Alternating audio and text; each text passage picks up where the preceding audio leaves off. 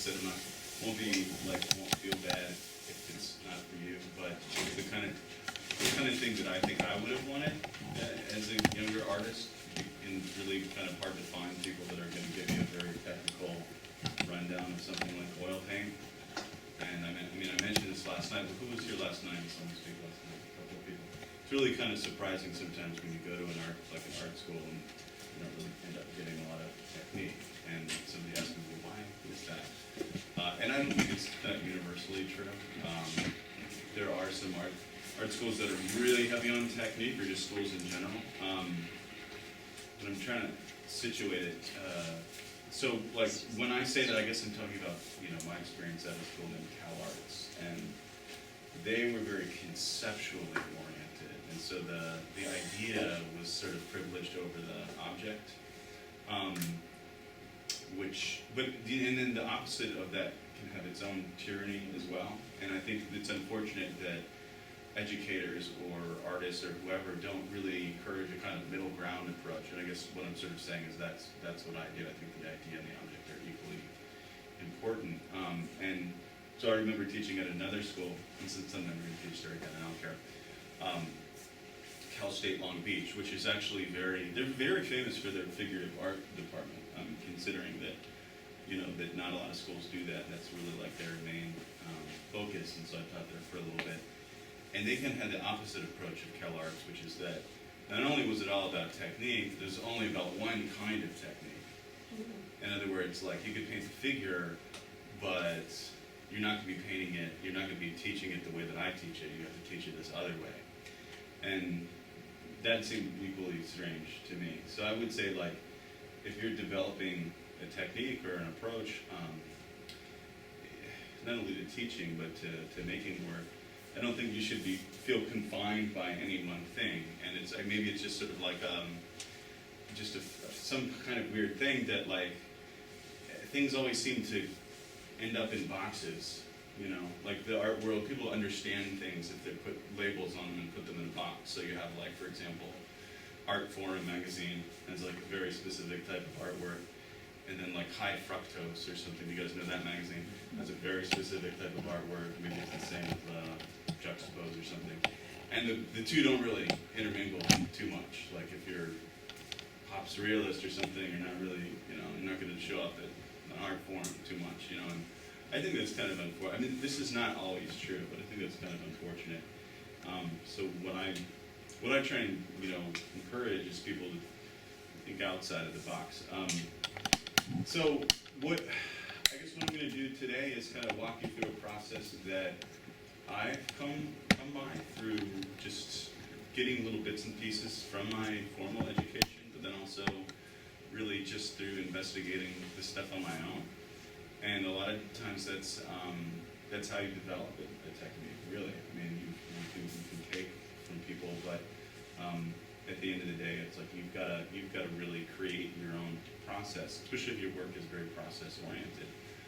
And that's how you become the artist. Maybe a good idea for me, because it's such a small group, is if we could just, like, introduce ourselves, and you guys could just kind of say what your interest in art is, and painting or whatever, and so it could have a name with a face, and it wouldn't be so impersonal. And then again, like, just to make you feel all right, this will be a very technical demonstration, and I'm going to talk about like very specific stuff, like what's the difference between Indian yellow and Naples yellow, which to a lot of people they couldn't care less, So if that's not your deal, that's fine. I'm not going to feel bad if, like, you just want to stay for a little bit and then you got stuff to do. That's all right. I'm not going to feel like insulted or anything like that, because I know it is a very, like, if somebody were to say, let's sit down and learn about computer programming, I don't know how long I would last. I mean, I would think an overview would be cool, but, like, the intricacies of whatever wouldn't be really for me, because it's not something that I would ever use. You know what I'm saying? So that's what you're in for, and then I'm going to try and kind of walk you through each piece. I'm going to show a PowerPoint that kind of explains the overview, and it's kind of like, a cooking show where they say, like, all right, and then you put it in the oven for 45 minutes, and then they have one that's already been, the casserole that's been prepared, and they take it out. And so that's the only way that I could think of maybe trying to show how this process works, because it is done in stages, and there has to be a pretty long amount of time between each stage, you know, and it's the kind of work that takes a long time to get to the finished product. So maybe you guys could introduce yourself. Once again, I'm Jacques de Beaufort. I'm an artist. I also teach at Palm Beach State College, and I live in Lake Worth. Had a really fun time talking to a bunch of students last night. That were really cool. Walked around this campus. It seems like a really nice place. So you're lucky to have Lisa as your professor over there, and seems like a great art department. So maybe just say your name and what you're up to in terms of art. If you don't want to share too much, it's fine. I'm not going to interrogate you. You want to share? No? Okay. Next person. I'm just here because of Arlene. Arlene? Okay. She's a very sensitive artist who's very good at a lot of things, and I have a master's in studio art, Right. and I have never had a professor teaching technique.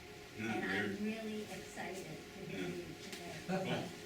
Yeah. Isn't that strange stuff? Yeah, I mean, they would say, make something and we'll criticize it. This Yeah. is how I went to art school. Right. Yeah. And also, if you did something realistic in the 1970s, Mm-hmm.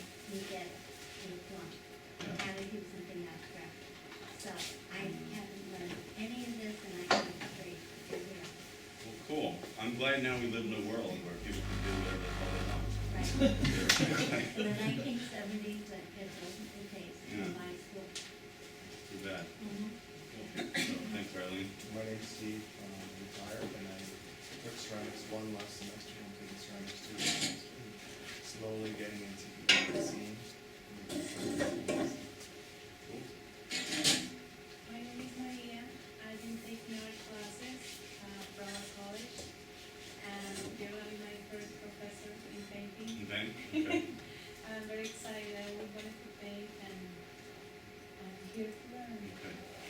I'm sorry it's not more participatory too, but I just couldn't figure out a way to do that, so what can I say? Mine, honestly, I don't even know about art, but I know I'm being good at it. How I feel about it. Mhm. My brother draws, Mhm. so that's Cool. my name is Carol Ann Farley, and I'm an artist, and my work deals with how social messages integrate with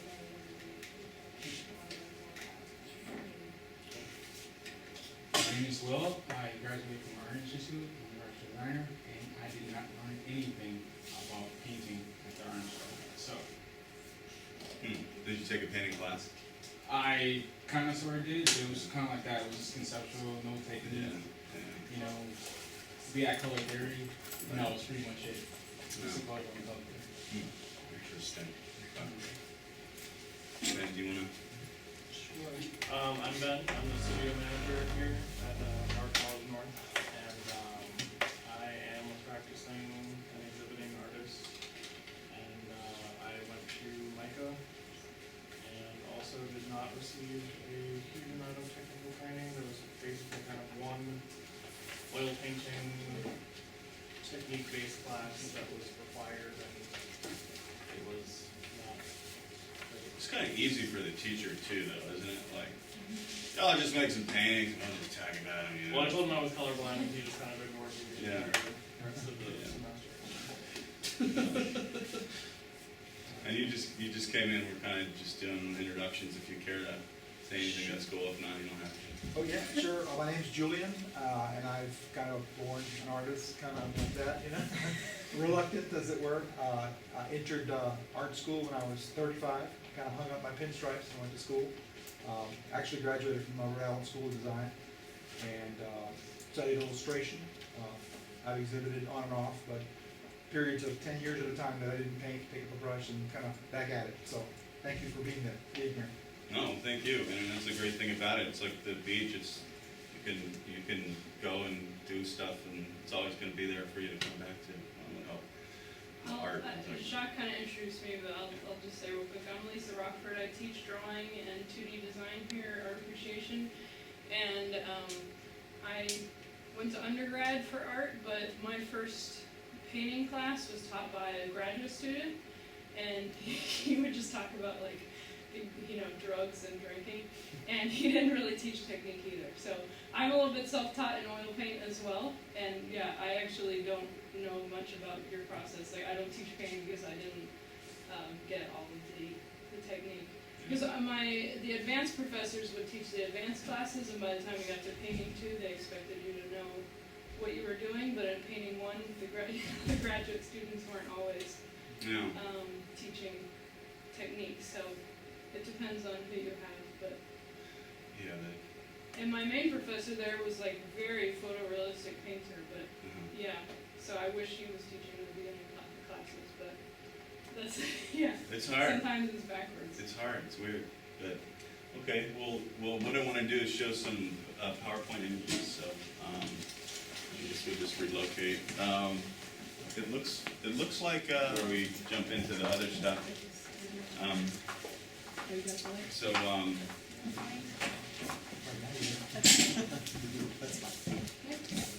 So this is just a studio shot, and of a little while ago, and I just wanted to show some images to give you an idea of what a painting might look like, an oil painting might look like in process, during the making of it. And one of the so there's like the finished thing, and there's the in-between stage. This is sort of like, somewhere in the process, and there's the finished painting. And then a similar thing. I'm trying to figure out a way to start. Maybe I'll really get more into it when I actually start using the materials. But I just want to give you some images to kind of, because when I talk about like, and then you start off with such and such, I want you to be able to like see that in your mind, see the painting develops, that it because oil painting is semi-transparent and you need to let it dry before you work on it again. It can take several months to do a painting, and as you work on it, it'll slowly take a kind of new form. And so it's not really, I think if you're somebody who needs like immediate gratification, it's not the thing for you. I mean, it's something that requires a lot of patience and coming back and dedication. But I think that, the rewards can be really great. So, I mean, you can take something that looks like that and turn it into something that looks like that. But the getting there can be really like hell, I guess. Like I remember this cheek I blended, I think, it was probably like 3 or 4 hours of work that just all ended up shit, stuff, crap, and then remember this is being taped. But then you just got to forge on and do it again, and then hopefully you're going to get to the place that you're going to go. And I think every time I go into the studio and start painting, I'm always filled with this feeling of I hate painting so much because it's so hard. And I have, I guess, a love-hate relationship with it because the work, it's like, I want to chase the work until I get it, so this is just like a development of a work, and there's just 3 stages of it being, I did this one background, I was like, no, that's terrible, let's block it out, let's fill it in white, and then I finally figured out how to kind of do a background that I liked, but the whole time, was like the success of the work was still just beyond the corner. It was kind of eluding me. But I think if you chase it down long enough, you can get it, or you don't, and then it's just, you just gotta let it go. Not everything's gonna be great, but you don't ever have to show those pieces to anybody. Remember that. You should hide all your failures. So there's the finished piece. Then one kind of fun thing is sometimes I'll use like oil enamel, fluorescent oil enamel, just to add more chroma content. I'll explain what that means. And I didn't bring that stuff today. But one of the side effects of this is that when you look at a lot of my work under a black light, it kind of glows, which is sort of a surprise to a lot of people. Isn't that cool? It was kind of a surprise to me, too. I don't know. I never intended that. It was just sort of like, oh, isn't that interesting? And I get really detailed too. So like a lot of the stuff when you see it like in a PowerPoint, it's hard to really get a sense of how many layers are in this thing. And it's just, I remember I was trying to do this particular painting because I was trying to get a book together, like a monograph of my work. and it was like the last one that I had to do before I had the suitable number of paintings, and it just took forever. It took like months to do this one little area, and I wasn't really happy with it, and I kept working on it, until I finally got it. So there's that thing about it, like with oil painting, is that it takes a special kind of, I don't want to say special, but there's a certain type of personality that's going to invest this sort of like energy over a long period of time. You know, and I imagine like nature photographers that go out looking for like some spotted tiger in the mountains of, you know, the Central Asia or something like that, and they spend 2 years and they don't see anything, and then finally get a piece of it. You know, so you have to have that kind of crazy like dedication to the thing, which is hard if you've never had a real success. You're like, what am I doing this for? But eventually you will, you know. I make all the panels myself. I don't paint on canvas. I don't like canvas. I don't like the grain of it. I like the real smooth feeling that you can get from like a birch panel. And it's not even that hard to make, which is what people don't understand. All you got to do is have some, the poplar or sometimes pine. I don't even know what that is. I use it, it's not a 2x4, a 1x2, that's what it is. And all you need is a chop saw and some wood glue, and then you hold everything down with some free weights or heavy weights, and then the wood glue is usually strong enough to keep it all together. I usually do like a diagonal pattern on the back, which prevents it from being warped. And then I kind of prime everything myself. I use a special type of primer that will dry very, very flat, almost like a Formica. But you can buy panels too. And a lot of people like, canvas, so they like linen because they like that grain, but I don't like it. I like what's called the licked, we used to call it the licked finish, which is just super flat, or not always, but like for the most part, it's going to be a flat surface. So again, some process shots just to show you. And everything is going to start out really simple. You're going to block everything out, and then eventually, over time, the thing is going to become what it becomes. That's why it's always like when you're working on something, you got to have a number of paintings going at the same time because they take such a long time. And it's always like, when people come into the studio, you're like, wow, it's not really what the thing is going to look like. So a lot of times you don't even want anybody in your studio because it's this awkward stage of development. I don't know. These are just, I really just wanted to show these so you get kind of like a picture in your mind of how all this works as I'm kind of talking about it. This is probably the most comprehensive one. So I'll use like a photographic reference. I'll do kind of a very light grid usually underneath of it, and then do a drawing on the surface with an ebony pencil, which is like this, it's like 8B or 9B. It's a very soft leaded graphite. And then over top of that drawing, I'll kind of, I'll add, I'll talk about the different types of paint, but I'll figure out the value of the work. That means the lightness and darkness. And still, it's not really a good-looking painting. It doesn't really look that great. And usually when you're layering stuff, something like yellow goes first. And so here, it looks really gross. I mean, it doesn't look terribly attractive. And then after yellow, because yellow is sort of the weakest thing you're going to put on, like an orange and red and so on and so forth. And she still looks kind of creepy. It's very intense, and so then at this point you're sort of knocking back some of the shadow areas and getting rid of that warmth and trying to add some cool. And then, finally it's starting to look a little bit like, what it should look like. And then, hopefully eventually this is what it becomes. But you can see there's like this real long period where it's just not really a good looking piece. It's an ugly duckling, And a lot of people, I'd say like it's an adolescence of sorts, but you have to understand that the in-between phases are necessary to get to the kind of the end point of the whole thing. And that wasn't even the end point. Oh yeah, I remember I'd finish it and I was like, yeah, I don't like it, I'm gonna add some more. So I add some more. And then there's kind of like a complete thing. This is my studio right now. You're getting a little sneak peek into what I'm working on right now. So that was actually it's a while ago. Since then I've added stuff. And this is the This is the image that I'm working from, and it's still a long way. Even though this looks like it might be almost done, it's still, in my mind, it's a very long way from being finished. And then this is another piece that I'm working on too. You can see it just starts off like that, and then you can get more, gets more and more specific. This is kind of where it's at right now.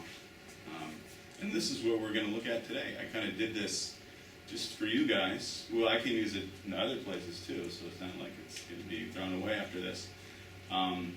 I actually didn't have time to do all of them, so I did a drawing for all. I did the underdrawing for all of them, but I only painted one of these, and then I had a private student who was assisting me, who, as a kind of lesson, was next to me as I was working on the big one. So she kind of learned how to do that. So you'll notice they look a little different. Like the middle two don't really look exactly like the same style, but they're good enough for me. And I didn't have time to do like 4 paintings, so it kind of saved me. And then this is the one right now. This isn't even finished, by the way. So, and I don't even think if I work on it today, I'll be able to finish it either. So that's all I wanted to show you as far as the PowerPoint stuff goes, and then we can move back here. And I think they'll probably didn't. And so it's about to get technical. Real quick here. You guys can feel free to pull up benches wherever. Yeah. They're all over, so. I think the closer the better, really. I mean, I don't feel better, really, because you're not going to be able to see stuff. So I wanted to just talk about like oil paint and like what are its properties. Has anybody used oil paint before? Okay. How would you describe it as being different? Has anybody used acrylic? Really hard. You can't do it. I almost like glaze acrylic. I come in really, really, really thin. Right. You just kinda Yeah, work it. like a stain kind of. Almost. Yeah, I've seen people do that. Yeah. Well, acrylic is, I mean, it's like a recent invention. It's an invention of the 20th century. I don't know the chemical term I used to, but there's Plastic. It's a type of plastic. It's these little, tiny molecule. So the whole process of it is, I think it has really great applications, and there's some things that really look fantastic in acrylic, but it's not very painterly, and so that's an interesting word. Like, what does painterly mean? What I mean by that is, and some people can make acrylic do all kinds of stuff, but oil paint and the media, depending on how you blend the medium, and depending on how you use the paint, has so many different qualities it has so many different properties. Like, there's just so many things that you can do with oil paint. I mean, and the more you the more you work with them, you'll realize that there's just this wide range of possibilities with the stuff. And I think it probably begins really with the medium itself, which is just going to be like a refined linseed oil. And this is really old, ancient. I don't think it's ancient, but it's an old technique. I think you really got to use the refined. If you just go cheap and you just use regular linseed oil, you're going to get yellowing. I'm trying to think of whether it should come back. If you guys have handouts, there's some extra pages if you want to take any notes for each step he's talking about. So, did anybody not get a handout? Do you have a pen? Ben, do you have any extra pens? Pens? Maybe. So basically, I mean, in any paint situation, there's like 3 different things. There's the pigment, there's the vehicle, and the binder. So the pigment is like, what type of pigment is it? There's like, I'm going to talk about that in a minute, but there's this very specific type of. There isn't just red. There's cadmium red, but there's also quinacridone red. There's naphthol red. The binder is going to be linseed oil, and that's just the thing that keeps the pigment together. And the vehicle or the media is what you mix it with to change its properties. So that could be like turpentine, that could be mineral spirits, it could be odorless mineral spirits like Gamsol. You could add stand oil, you could add an alkyd resin that I use called galkyd. And that's going to be the thing that changes the property of the paint. And also that's what you activate it with, the vehicle. So Given that, let's talk about each of these types of paints. And this is important stuff to know. Now, everybody, when anybody talks about painting, they always say, don't use black. Don't ever use black. Why is that the case? Has anybody heard that before? It kills the color. It kind of makes everything dingy. Now, you can use black. I mean, I think that those rules are always made to be broken. And I use black, but usually only at the very end, never as like a working color. So what are you supposed to do then if you want to darken your color? There's two fill-ins that I use kind of in combination. One of them is Payne's Gray, and another one is Burnt Umber. So the Payne's Gray will be kind of like, and these are kind of chromatic blacks in a way, which is to say they're not completely colorless. So the Payne's Gray is sort of a bluer, it's on the bluer side, and the Burnt Umber is on the browner side. And if you stretch them out, you'll see that there is color in them. And they're also somewhat transparent. Payne's Gray especially is a more of a transparent color. And that's something that's another thing to think about too, and I have it here under materials. Because there's two main types of pigments. There's going to be mineral pigments and organic pigments. Has anybody heard those terms before? Mineral versus organic? Do you know what that means? You want to tell us? They pull, like, whether they pull it out of the earth, they pigment, or they create it in a lab. Exactly. So mineral pigments really for a long time were the only thing that anybody had to use. And for a long time it was a real basic palette. You know, like there was, well, there were a lot of great reds and stuff like that. You know, there was, you know, you could get white pretty easily. Blue was very, very hard to come by. One of the cool things about blue is whenever you see a painting of, like, say, the Virgin Mary in an old Renaissance painting, it's usually going to be blue. Do you know why? Because it's the most expensive pigment. You had to go all the way to like Afghanistan to like a mine, like where they mine lapis lazuli and bring the stuff back. So it was really hard to find. There was an Egyptian blue that you get in Egypt from a certain stone. But rarely did people ever get blue. So then if you had blue, it was like it was showing, it's so expensive, you're showing it off. So who are you going to show it off with? Well, the Virgin Mary, of course, so it's going to be blue. And then if you had the occasion of like doing any interior, the most impressive one would be blue. So if you did like your house blue with blue paint, people would be like, oh wow, it's blue in here, right? So,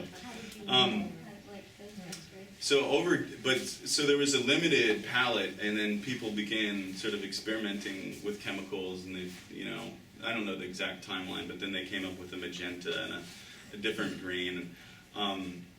And then the 20th century it exploded, and all these synthetic pigments were created. And we call them organic pigments, and they have very different properties.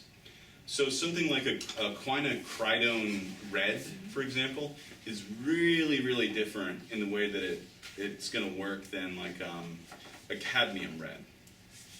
And the cadmium red is, a really good cadmium red is going to be very opaque, and so it's bad for glazing. And what I do here is that's what it's called, glazing. Glaze is basically a semi-transparent layer over an existing surface, and then once they build up, because of that semi-transparency, that's how you can control and modulate and make it look so smooth. You see, like her face over there looks so smooth. It'd be really, really, really hard to do that in one or two applications. Really hard to do that. So the more you and because it's you're calibrating the intentionality. Like every step of the way, you get a little bit closer to where it should or could be. And it's the property of the paint that allows you to do that. But there has to be space in between. And maybe another way to think about painting almost is like when people go rock climbing, they'll put in like a carabiner or something like that. So then if they fall, they're not going to go down all the way to the end. So every time the painting dries, if you let it dry, then you're putting that carabiner kind of in the cliff face. And so if you mess up on any one of these layers, if I just messed up on that layer, as long as it's totally dry, I could wipe it all back down and I'd still have this to work with. So it wouldn't be a total tragedy. I mean, it kind of sucked, but you guys see what I'm saying? Mm-hmm. And there's also ways to kind of make that easier. Like you can always do an alkyd resin, a very thin alkyd resin in between layers to make sure that's the case. going back to breaking down the paint, so when you're doing, instead of black, I would recommend a burnt umber and a Payne's gray, and sort of modulating them. Magenta, I think, you know, it's an organic. There's cobalt magentas and stuff like that, but the organic ones are better, and it doesn't really matter what brand. That's another thing. Like, one of the things you'll see here is I use basically 2 or 3 brands of paint. For most of the organic pigments or the synthetic pigments, I'll use Gamblin, and I'm not like trying to sell Gamblin. They don't sponsor me or anything like that. I just think they make really great paint, and especially the synthetic stuff. And they're always coming up with new stuff. For the opaque mineral pigments, my favorite brand is Sennelier, and it's a type of French paint. They have a really high chroma content, pigment content, without being like ridiculously overpriced. And then for a lot of colors, I don't really care, and I'll just use like Georgian or the Rembrandt stuff, and it doesn't really matter. But I can just say what's worked for me. So I think it's also good to have grays pre-mixed. A warm gray and a cold gray are very good to have in like a 50%. They're right in the middle, shall we say. As far as reds go, there's 3 transparent reds that I love to use. Actually, there's 4. One of them is the one that I'm just talking about, quinacridone red, which is sometimes known. You could substitute that with something called naphthol red. It's almost the same thing. The other thing I should say about them is they tint very well, the transparent colors. So their tinting strength, especially something like phthalo blue. Like if you put a little tiny bit of phthalo blue into white, it'll poof, the entire thing will turn blue. But if you put a little bit of cobalt blue into white, it's not really going to do much to it. So that's an interesting thing too. Brown pink, it's by Gamblin, is a color that I love. It's another transparent color. It's fantastic. Alizarin crimson is kind of the old standby that people use as far as a kind of a red, a transparent red that's a little bit more towards magenta. And then I've got all my cadmium reds. So you want like a cadmium red, deep red. You want a light cadmium red that's almost kind of orange. And one of these, I've forgotten which one, has a really awesome pigment level, which means that it's gonna look really bright, or it'll be very opaque. Oh, and I did forget one thing, that I also love to use, the transparent oxide red, which is really easy, and so put that into the transparent colors. Okay, moving on to colors that you might use for flesh tones. Well, you can use all of them for flesh tones, but the main one is going to be a Naples yellow, or like a Naples yellow red, and there's all these different variations of Naples yellow. But I think it's basically like in my mind, this is what people use as their base for the flesh tone. It's kind of like, it's not totally transparent, it's not totally opaque, it's kind of in between. And then it comes in these great kind of pink or yellow varieties. And it's called Naples yellow. Yeah. Well, you could get Naples yellow light, you could get Naples yellow red, you could get all kinds of Naples yellow. The weird thing about flesh tones is there's no color that you can buy at the store that's like flesh tone. It's like, there's not. And there's as you know, there's like so many different shades of pigmentation. So, you have to make it yourself. But even in the same face, if you're doing like in somebody's face, it's got blues in it, it's got reds in it, it has this whole kind of like variation. Another, so moving on from the Naples stuff, another great paint, this is one that Gamblin makes. They make a line of paint that are known as radiant colors. So radiant magenta is something I'm holding up right now. And they also have radiant white. Now, why are they called radiant? The reason is because when you use a radiant white or any radiant color, it's extremely opaque, which sometimes is very good. Sometimes you don't want that because it's a total paint. But it's very opaque, so when you put it down, it's white. When you put a titanium white down, it's like, yeah, it's white, you know, sure, but there's gonna be a little bit of something coming through that. Radiant white is really white. Now, why is it so white? It's actually the same pigment. They use a poppy seed binder, which for whatever reason, like, because of the way that it dries, and I don't really know the chemical, like, secrecy of the whole thing, allows for the white to be more opaque. Now, you can mix all this stuff together, and it doesn't matter. So, moving on from the flesh tones, another color that I love to use is Indian yellow. I don't really use cadmium. Well, in this particular painting, I kind of, I limited I didn't bring all my paint.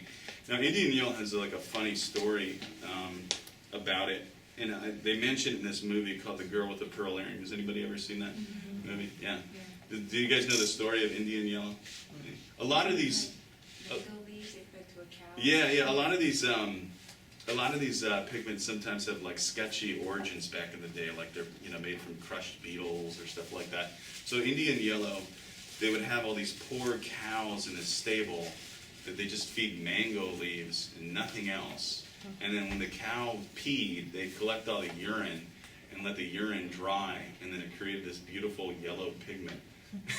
Is that true? It's true. So then when people found out about it, they wanted to put an end to that practice, because obviously it's like cruelty to animals. So today it's not made out of cow piss, but that's what it used to be made out of. I don't know. I heard there's a specialty coffee that's made of coffee beans that go through like a civet has to eat them and poo them out or something like that. Have you guys heard this? The cat food Yeah, it's cat coffee? poo. Yeah. Cat poo coffee. Like it gives it an earthy aroma. It's really good. It's really good. But so Indian yellow it's a transparent yellow, and so it's really great. One of the glazes I use the most is a combination of like a brown pink and a quinacridone red with an Indian yellow. Like, and you'll try and glaze, like, and if nobody tells you this stuff, you'll be like, I'm going to go and glaze with a cadmium color, like a cadmium yellow. And it'll turn everything green and look like crap. And you'll be like, what the hell is going on? And then somebody will say, no, you're supposed to glaze with transparent colors, And if nobody tells you that, you don't know. You don't glaze, you don't make glazes with cadmium colors. That's not what they're made for. Okay, so then as far as blue, I used a little bit of blue in this one. I was talking about ultramarine blue last night, and I love ultramarine blue. Like I said last night, it's a really tough paint to work with. I've got a little bit right here, especially to glaze with. I also like cobalt blue, but my favorite blue is called King's Blue, which is also known as powdered blue. And this is made by Gamblin. The great thing about it is that it's a lighter shade of blue, but it's still saturated. Like if you want to take ultramarine blue and make it this light, you have to add white to it. And by doing that, you lower the saturation of it. Do you guys know what I mean? Mm-hmm. So this is fully saturated, and it's at a lighter value, which is important. And it's also a little bit violet. And it also mixes very well. Like it's really easy to like mix with stuff. Is it transparent? No, it's sort of semi-transparent. So that it's one of those in-between ones. I also used a little bit of cobalt teal with this one, which is sort of like some people would use like a viridian green. I think cobalt teal is a nice thing to use green with. And then the two types of white. Well, there's three really. I mean, if you want to do a really weak glaze, so I think like a zinc white would work. Zinc is like the weakest white there is. Titanium white is pretty solid for doing glazes. It covers well, but not too well. And then, of course, radiant white is the white that will really pop out and add the highlights. So those are all the paints that I'm going to use today. So then the other question is, well, what are the other materials? Any questions on any of those paints or anything like that? Any brands you suggest staying away from? Any cheap, like anything really cheap, like there's all these students that show up in painting class with like this really crappy, like made in China stuff that's just awful. Like it's kind of true, like you get what you pay for, and Sometimes I think like these ultramarine blues like that are $80 are just really not worth it. But I don't know. I mean, for certain colors, I would stay away from the Georgian and the Rembrandt. I guess that's why I get all the cadmiums in Sennelier, because I know that they're going to have a high pigment quality, and why I get all my transparents with Gamblin, because I know they can do a good transparent color. The other ones, it doesn't matter so much. Yeah. So, hopefully that answers your question. So if you do use panels, and you don't have to make them, you can buy them too. The first thing that you want to do, regardless, is you always want to put some blue tape, and this isn't even really the right tape, but like a delicate, there's a type of blue tape that isn't going to like, because you want to protect the edges. That's why all these have blue tape around them, because you can see if they didn't have that, then all this paint would have gotten on your edges, and then you'd have to like sand it off. I don't show any work at all with frames. I don't frame stuff. I don't, in the contemporary art world, people kind of don't, unless it's an ironic statement. Lisa recently showed a work at my project Space that had this sort of thrift store frame on it. And that was meant to, you did that in a very specific reason, right? I mean, yeah. So it had this. I like the kitsch factor. Yeah, it had this kitsch quality. So if you have like a nice, and this isn't nice at all, but if you protect it and you sand it, and you have a panel, it's going to have a really nice edge to it, and you don't have to worry about framing it, which is great. And that's a problem that photographers have. They're like, oh crap, how do I display my work? A lot of times, like the frame is really the most expensive thing. So once you got that, then what you're going to do is you're going to use what I use. I can only tell you what I do, or what works for me. And again, I'm not trying to shill products here. I just know what works and what doesn't. Zinsser Bullseye 123 water-based primer is what I use. This and nothing else. I don't use, Instead of gesso, you're saying? yeah, instead of gesso. I never use gesso. I don't use that like cat skin glue or whatever the heck it's called. I don't use any of that. I just use this stuff. I put it down flat like this, and then I'll use a big brush. I'll put a little bit of water in there, and I'll do just a layer like that and let it dry for maybe an hour, and I'll do another layer, and like over the course of a few days, it'll layer up and become extremely smooth. And this stuff, for whatever reason, likes to go down and become smooth. Like gesso likes to be like grainy and stuff like that. And it wants to, if there's like a grain to it, this stuff doesn't. It just goes totally smooth, like Formica almost or whatever. But it'll still absorb the paint, which is the great thing about it. So if you like this kind of flat, totally flat surface, then this is the stuff that you should use. Not gesso. I used to work on canvases, and I would actually I would take squeegees and squeegee away the grain with layers of gesso, if you know what I mean. I would, because I didn't like that grain that came with that canvas. I just don't like it. And it's because when you start to get obsessive about the surface, you start to notice stuff like that, and to me, it just looks amateur. I don't know. And I also like the fact that when you're working on a panel, it's not going to spring, and you can it's got a little something to it. So that's what you're going to start with.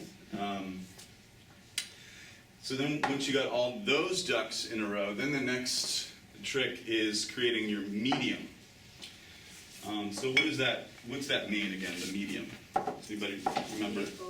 The vehicle, exactly. And here is one of the trickiest parts. And it's also kind of like one of the most important parts. And by the way, this is it's so funny because you can go to some art supply store and they'll sell you these paper palettes for like $20. And which is basically, you can get the same exact thing, which is for Reynolds $3 freezer paper. It's so like, It's almost criminal, like how much art supplies cost when they don't actually really cost that much money. So I would recommend just using freezer paper, and it's not wax. It's like wax paper. Not wax paper. It's like more robust than wax paper, and just cover any table with it. And this is your surface, your working surface. Then when you're done, roll it up, throw it away. Don't have to worry about cleaning anything. So that's what I do. Okay, so the calibration of these particular medium here is really kind of the trick. And a lot of people will use Damar varnish, and this is not one of them, but we'll just put this in there anyways. Because the relationship, the proportion of each one to the other, all of them are going to produce. I thought I had brought some pre-mixed stuff, but I see that I didn't, so I'm going to have to mix medium. They're all going to do different things, and it's kind of hard to explain what they are. So when you put them all in there in the order that you want, or the ratio that you want, every single media is going to have a different quality, to it. Obviously, Stand Oil, everything is going to have refined linseed oil, so that's a no-brainer. You're just going to throw some in there. And I don't have like a recipe. I don't have like, Dr. Jacques' magic recipe of, what proportion to whatever proportion. It always starts with refined linseed oil, so that's, that for sure. Then after that, you're going to put some Stand Oil in there. Now, refined linseed oil is very flowy. It flows, so it's the thing that really activates the flow. Like you could put some refined linseed oil in some paint, and then you could just drag that stuff for miles. It'll just smooth, it'll flow. Okay. The other kind of the opposite of that would be the mineral spirits, not the opposite, but another to an extreme would be a mineral spirit, and probably the best one to use. And again, I'm not shilling for gambling, although I should at this point. Something called Gamsol, and Gamblin, I think his first name is Robert or something like that. I don't know. But he's very into having safe studio practices. So this stuff, not only can't you smell it, it's odorless, but they've removed a lot of the impurities that are dangerous to inhale. So I'm not saying go and huff it or something like that. Certainly don't do it. But it's certainly way, way, way, way safer than turpentine. And I never use turpentine. So something like this is totally fine to use. Now the quality that this is going to give your medium is more like water. So it's not flowy like linseed oil, but it has a more watery feel. And also as you're working with it, it'll begin to evaporate, which is interesting. So what that means is when you put it down on the surface, over the course of an hour, as it evaporates, the paint that you're working with will change in quality. Does that make sense? Does that make sense? So I always put a little bit in there. The ratio, a lot of times the ratio I end up with is just kind of like an accident, and I'm like, okay, this is working, or this totally isn't working. One of the reasons that you want to put this in here is to mitigate the next ingredient, which is Stand Oil. Does anybody know what Stand Oil is? In different contexts, you can use it for different things.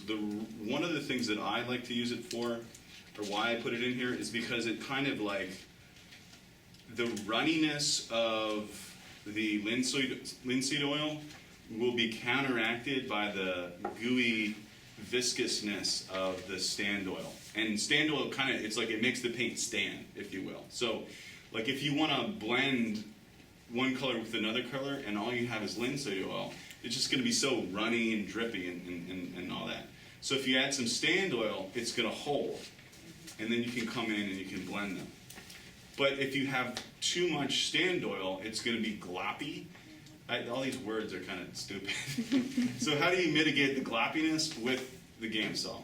Okay? So all these little things are kind of like, the more you work with it, the more it makes sense. Now one of the last ingredients is something called Galkid, and Galkid is, and actually if you want like a really easy no-brain medium, you could just use this with a little bit of Gamsol. This is Galkid Slow Dry, or even just Galkid Regular. And this probably for a beginner, this is maybe like the best stuff to use, because all I got to do is take Galkid and put a little bit of mineral spirits in it, and it's just like oil paint, but it'll be dry in a few hours. Isn't that crazy? And it's going to be really strong. It has this real strength. It's because it's a synthetic resin. So I'll splash a little bit in there to do that, to make it dry a little bit faster and to make it a little bit stronger, and just to kind of give it like give it its vitamins or whatever. It brings it to a real nice feel. There's a nice consistency that it brings it to. And usually I just use like the back of a brush to kind of mix this stuff up with. So that's like a Japanese dryer, but you like it better? Well, it actually is a good question. I use a cobalt dryer when I use a dryer. A lot of people don't know what a dryer is. A dryer is something that speeds up the drying process. If you don't put it in there, sometimes it can just dry forever. Now, here's the thing though. If you put too much dryer in, the paint cracks and crackles. So if you use something like Alkyd, and this is really old, I don't know if this is going to even open. You have to like, I don't know if this, there we go, no. All right, let's just pretend I put a few drops in there. What is that? This is cobalt dryer, so it's like Japan dryer, and I guess it's decided it doesn't want to open anymore. Okay, that's fine because I put some of this stuff in here. I'll put a little bit more just to fortify it. So if you weren't going to use the Galkyd, probably it's good to just put a few drops of this, and really all you need is a few drops. This could last forever. You could have one of these, and like this probably is why it's not opening, and it's still mostly full, but this is probably years old. Wow. Yeah, you just need like a few drops for each one. It's like that powerful. So I'm just going to put a little bit more Galkyd in.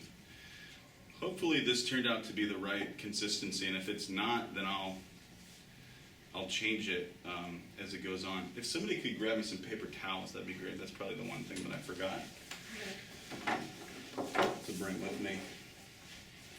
So everybody's with me on the right now as far as a lot of these materials. Are any questions you might have? Or Could you repeat that for, you said to make it easy for beginners, just use Galkyd and yes. And what? Galkyd with something else. And Gamsol. Or any mineral spirits. Actually, that's probably ideal for. And now another thing that you could use is something called Liquin, which is like Galkyd, but I don't recommend it because it has this weird property to it that I find strange. So yeah, if you want to bypass all of this and just see like, well, maybe I like oils and maybe I don't, just get some Galkyd and some mineral spirits and mess around with that. It's going to be way easier. How much of each did you say, roughly? Well, I mean, it just depends on how much work you're gonna use, and then Well, like- as far as like the ratio, you got to figure that out. Half and half to start?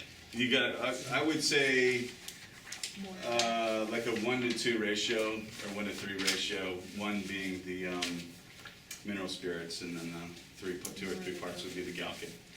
So I got a lot of brushes here. Usually when I oil paint, like I'm gonna use all of these. Now, why is that?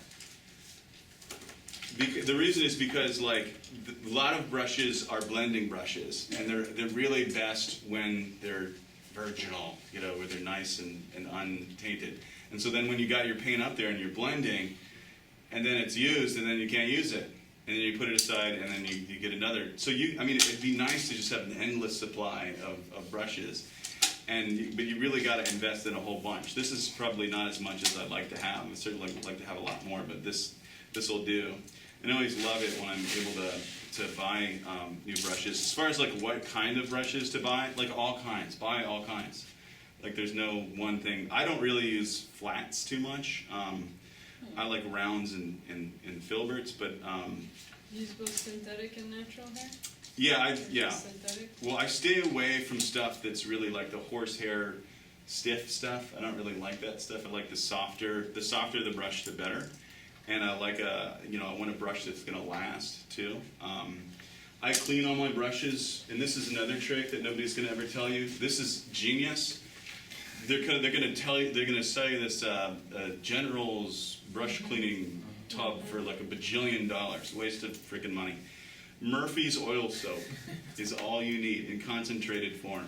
This is it. You don't need anything. You don't need the fancy brush cleaner or anything. This will do it. This will make it perfect, and it's probably like It might be $17 for one of these, but you're gonna get a lot of use from it. And you can even wash your hands with it.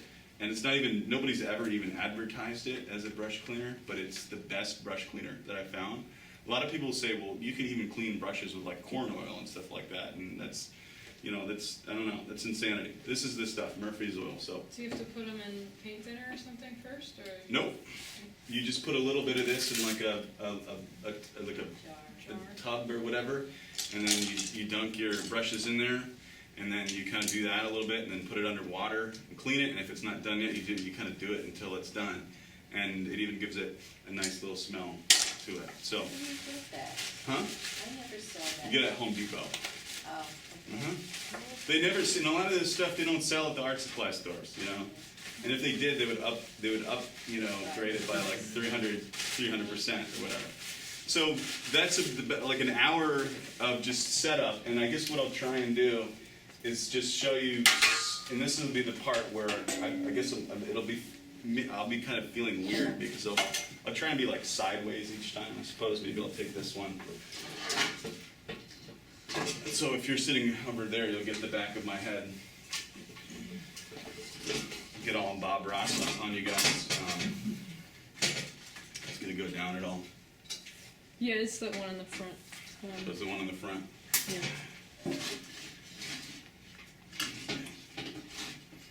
I usually paint like flat against a wall, and that's what I'm gonna do. Now this The particular wood ones are more sturdy if you want to This switch. one? Yeah, the wood's more sturdy if you want, and it has the top part.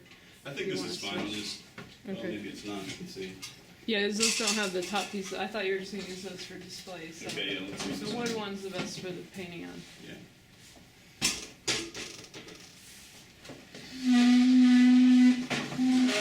All right, so as you can see here, I've got my panel ready. I actually repurposed an older panel that I had made that had done a painting under that didn't really work out. And another thing to do a lot is if you want to make it a little bit more receptive, you can just kind of use a little bit of sandpaper. So that's always good to have when you're surfacing it. I try and have a nice flat surface. It's important to me, like I mentioned before. And what I have here is a drawing, and I do, I don't know where my pencils went. Here it is. At this point, if you saw my lecture last night, you know that's kind of gone through a number of transformations. At this point, I'm really just exclusively, I don't steal, I don't take images, or, I mean, you could appropriate it, let's not call it stealing. But all the stuff that I use is my own source material.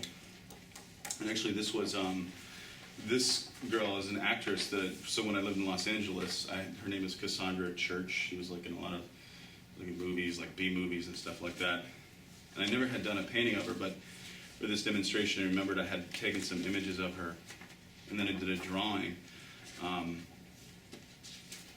So I started out with this grid that I did in like Photoshop, and then using the ebony pencil, and remember that's just like the really dark one. I just kind of I just tried to follow the grid and do like a really basic outline of the piece, and trying to get it, you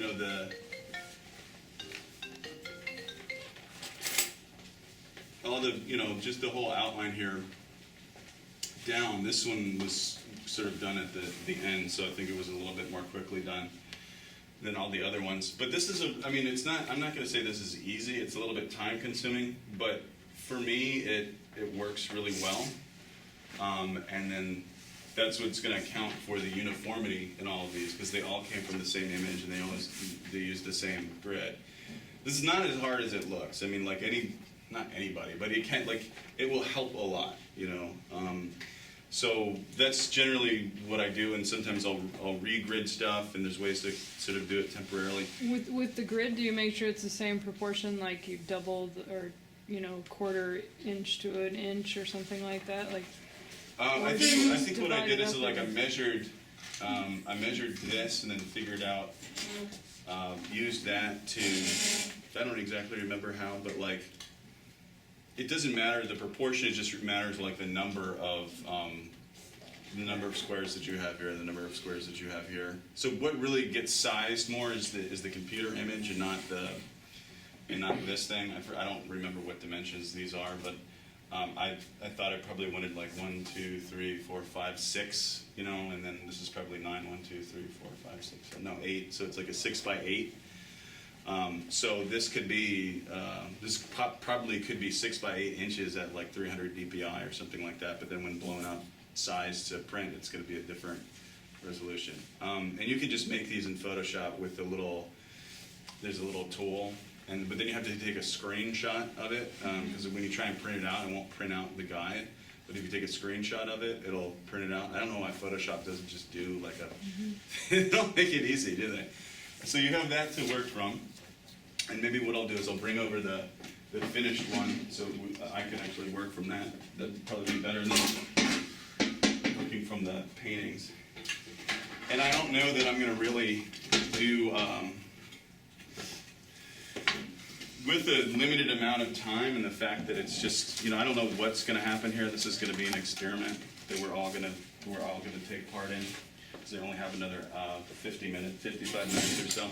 But I'll just try and do like the first part, like a little bit of each one to show you how some of these steps would work. And so the first part is laying out some of the colors that I'm going to be using. Titanium white. And I'm going to always put the titanium white, and see it has a little bit of like magenta in it for some reason. I don't know why. Maybe I use the magenta cap. I always put the titanium white close to me. And then this one I didn't put any cap on, which is fine. And then I put the radiant white far away from me so I know in my mind like what one is which. And then I try and go like from light to dark, although sometimes that doesn't really work.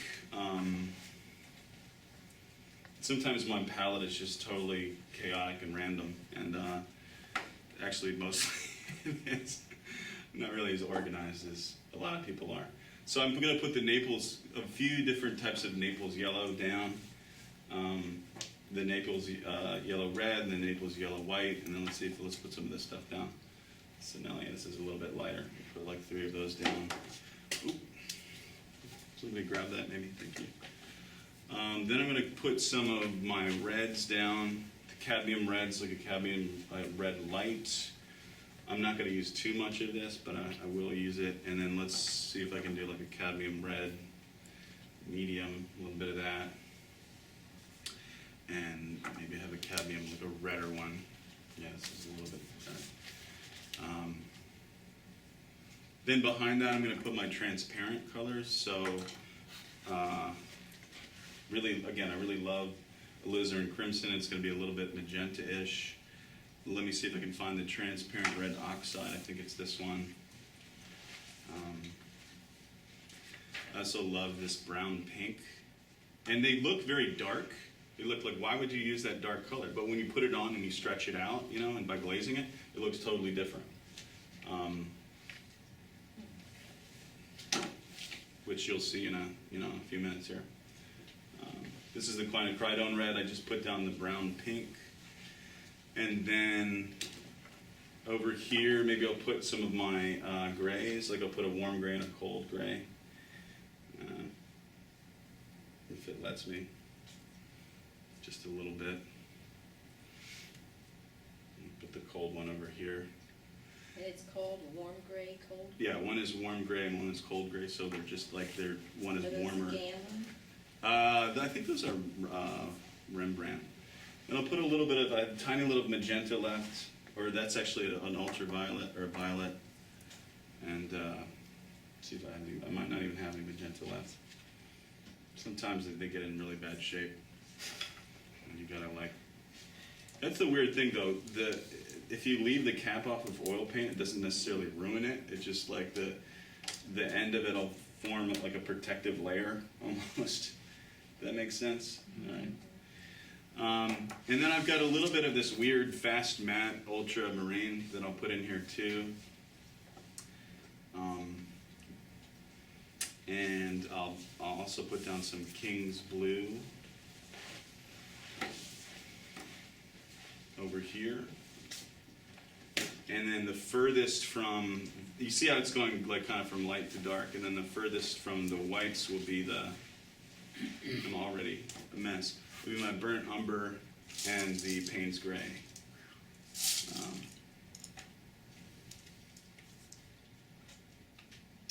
So the burnt umber is kind of like the warm dark, and then the Payne's gray is the cold dark. And it's funny because a lot of, like I said before, a lot of these, they don't really look that different, but when you put them on and sort of stretch them out, they'll look totally different. And somebody had a question. Yeah, have you heard of those natural pigments, the company called Natural Pigments, and they sell all the, you know, as they were, like, I guess in the 16th, 17th century? Okay. I've never heard of that. That's, I mean, ideally that's what everything should be, if it is indeed a mineral pigment. And if they're making it from the same, well, it's these, I mean, it's hard to say because cadmium colors now are not really made with cadmium, because cadmium is a heavy metal and it's toxic. So they have substitutes, but I don't know what the substitutes are. So that's a danger if they do that, because like No, lead, they white, or don't something. They only have the colors they had, I think, up to the 17th century. Sorry, I'm drinking like a caveman. Are you drinking the right thing? I hope so. Yeah. Looking at the photograph, how do you determine what colors you're gonna use to paint I with? think you could. That's what we're gonna do. Okay. Yeah, so we're gonna start off with turning this into this right now.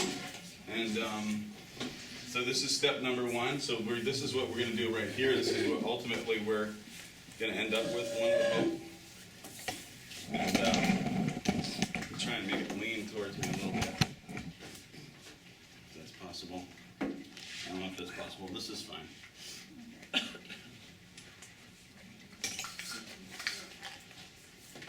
So the first thing that I would always do is do the white, and I'm hoping to God this medium is usable. So this again is my, it's a little watery. Actually, it's a lot watery, but I think it'll be fine.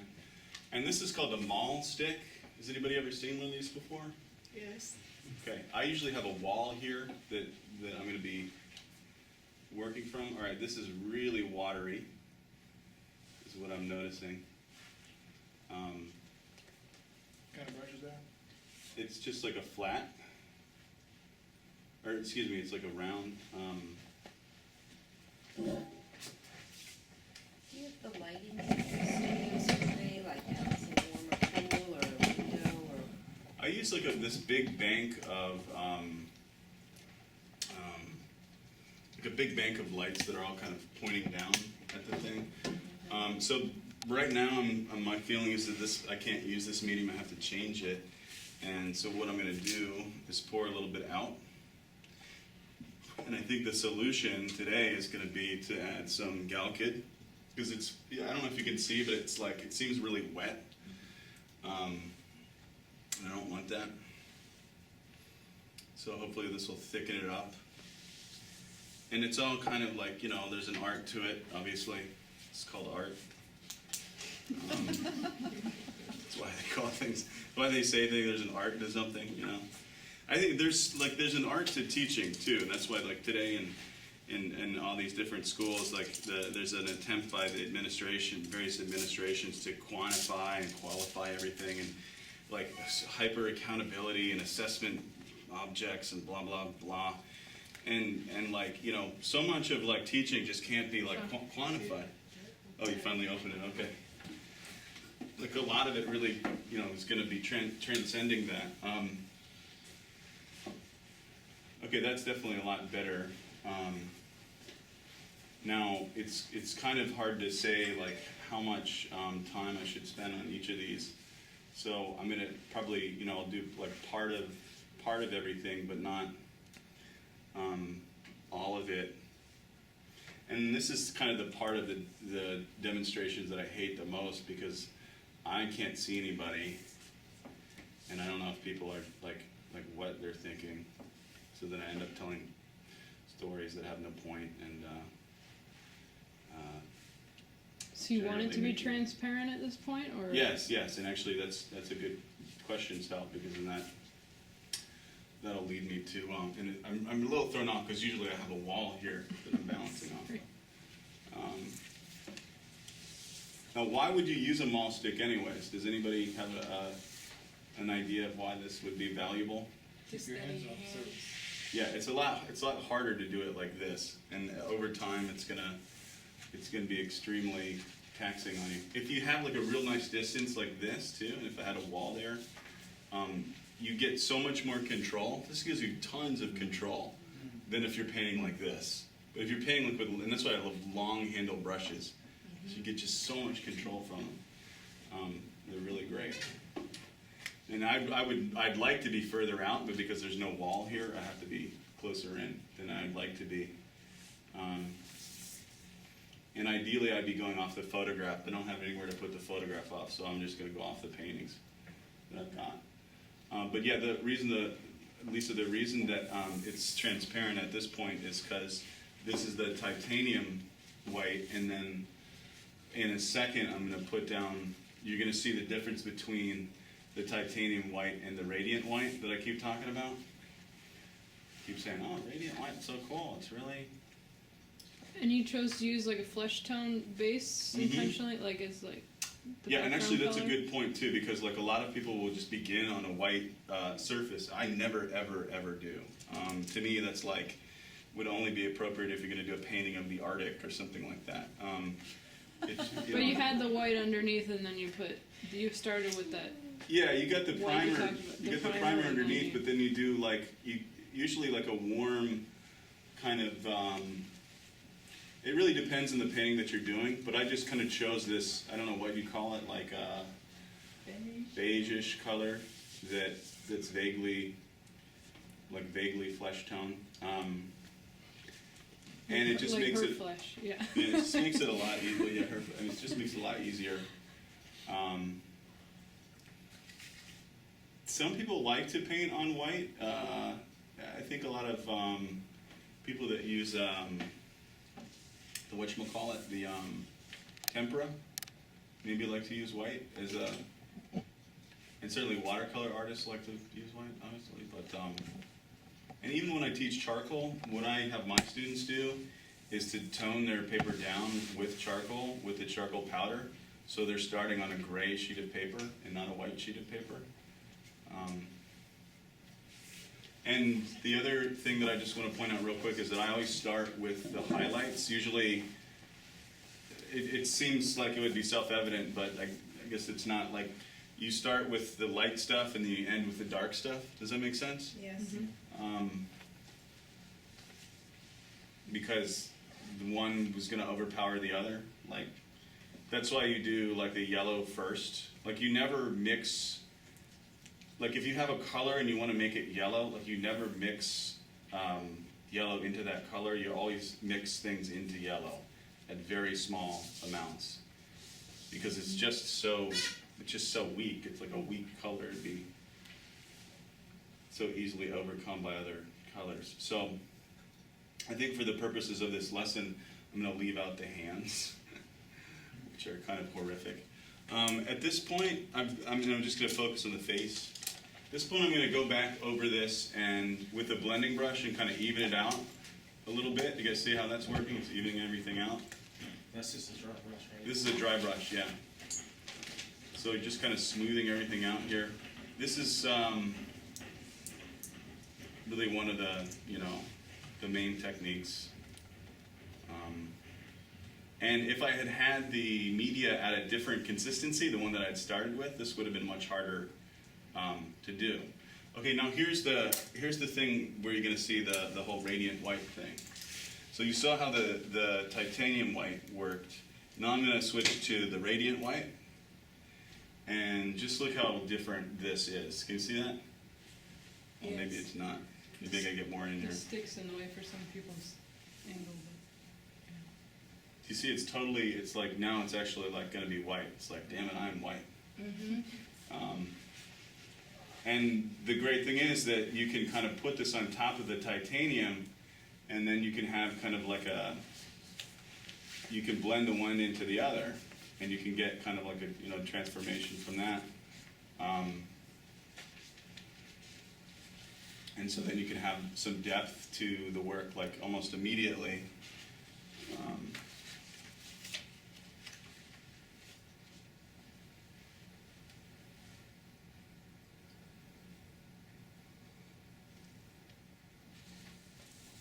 Whenever I get these like moments of silence, in my classes, I like kind of ask them like stupid questions, like, what I don't know, what are you guys going to be for Halloween? Because I don't really have anything to say. Is so. anyone dressing? No.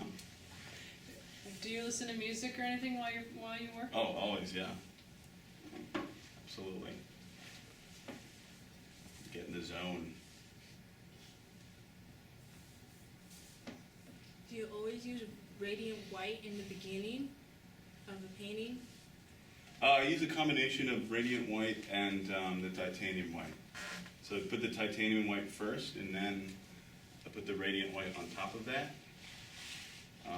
But that's, I mean, I don't want to say always, because nothing really ever is like always. Usually, I mean, there's like, the word usually, I think, would work, but always, I think, is a little bit much. It's great though, because like when you just put a little bit of value, whereas before it was just like a drawing you could hardly see, and then already, I mean, just with a little bit of value, you start to see the face underneath of it, you know, like, and it doesn't really take much.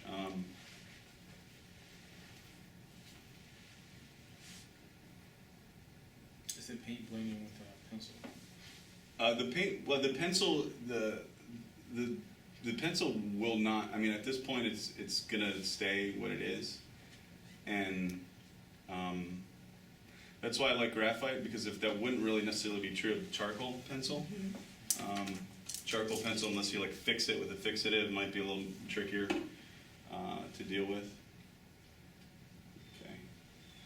I just want to get like a little bit more detail. This is kind of hard because I know there's like a time element here, but then part of me wants to really go in and be much more detailed than I'm being right now. So it's. You can go over time if you need to. I mean, people know they can go whenever they want, but. Well, I got places to be myself. Yeah, exactly. So, yeah. I gotta have an art show at my art space. That's something that I briefly touched on. What time does that open? That's at 7. Yeah. Where's that? That's in Lake Worth. I just started that up this summer, and I show a lot of local contemporary artists, and it's been going really well. Is it a solo show of Rolando's work? Or? Solo show. And what kind of painting does he do, or how all would you kinds of describe painting. it? You know, it's great. It's great work. I mean, Rolando Barrero, and here's that blending brush again. He runs something called the Boynton Beach Art District, which is, they kind of took Boynton Beach, which was I don't know, it's kind of a nothing town. I mean, don't tell the Boynton Beach Chamber of Commerce I said that. And he took this industrial area and turned all the bays into like artist studios, and all of a sudden they have a lot of activity there, and a lot of people are interested in the area and coming in and doing great creative stuff, whereas before there was like nothing going on. And he's been doing that the last few years, but he's just been showing other people's work and supporting other people's work, and I think lost in the shuffle of everything was the fact that he's just a really great artist himself.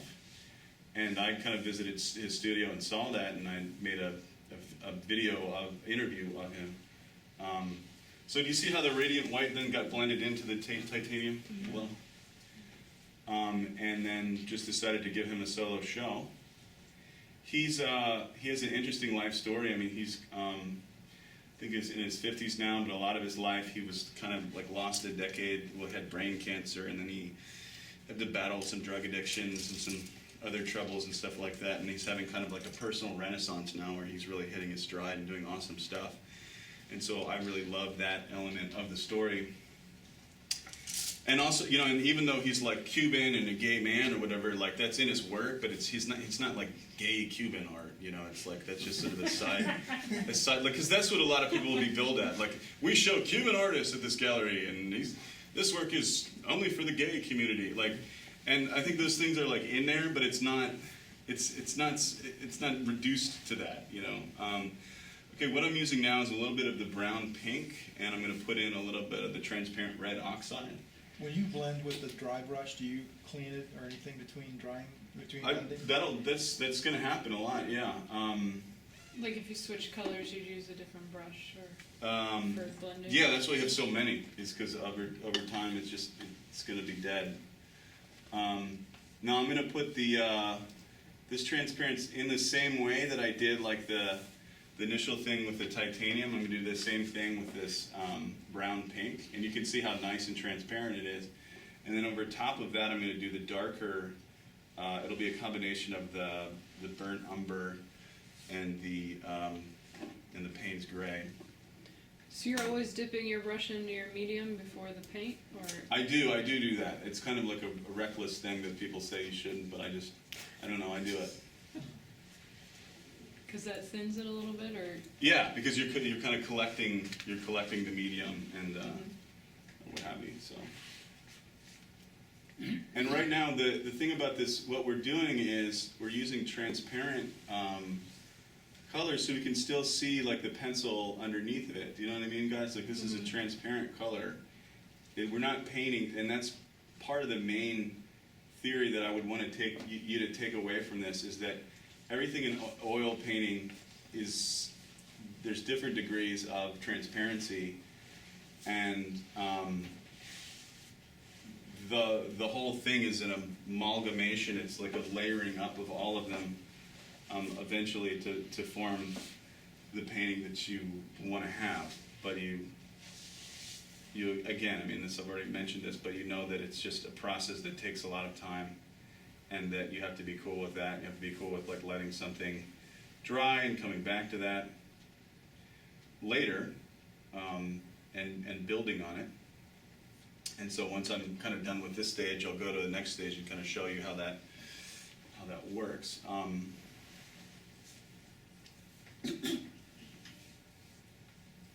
The drawing piece of it, this is something I should mention. Like the underdrawing is really important, and that can't be overstated. Like if it's the wrong proportions, it's really hard to go in and do like reconstructive surgery or whatever on something once you've brought it or developed it and brought it to a certain place. So the initial if you have an initial drawing like that's good, a lot of the problems have already been solved. You know, and then it's almost, I don't want to say it's like filling it in, but it almost is. I mean, it's certainly much more than that. But a lot of those problems have been solved. So that's why drawing is important. Even though I don't necessarily produce too many drawings as sort of discrete works, I still draw a lot, and I think it's still, you know, even though you're copying a photograph, which a lot of people say, oh, you're just copying a photograph. Like, for me, it's a practicality. I mean, how am I going to sit a model to hang out with me for a month, you know, and do this crap? It's just not going to happen. It'd be nice, you know, but it's not really realistic. But that source material is important. It's also important to get it, you know, accurately copied. A lot of people, if they don't like using a grid, and this is fine too, I don't think it's like you're cheating or whatever, they'll make a transparency of the thing, and they'll use an old school, they hardly even have any of these anymore because they got replaced, but they'll use like an old school projector, or they'll even use a video projector, and then they'll project the image onto, do you see how this is pulling this beautiful line like that? They'll project the image onto the surface and then trace it that way. And I don't have a problem with that personally. I don't do it.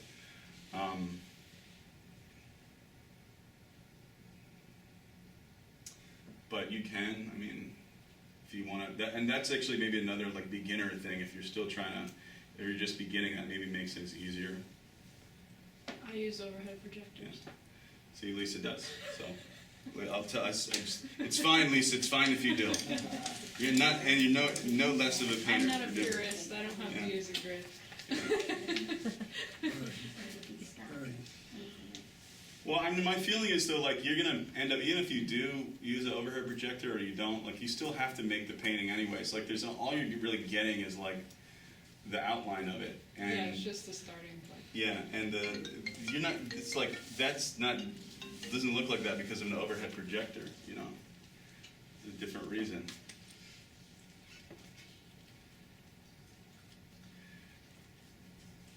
So once I get this red down, I'm gonna do the darker shadow part, and then we'll switch to another painting.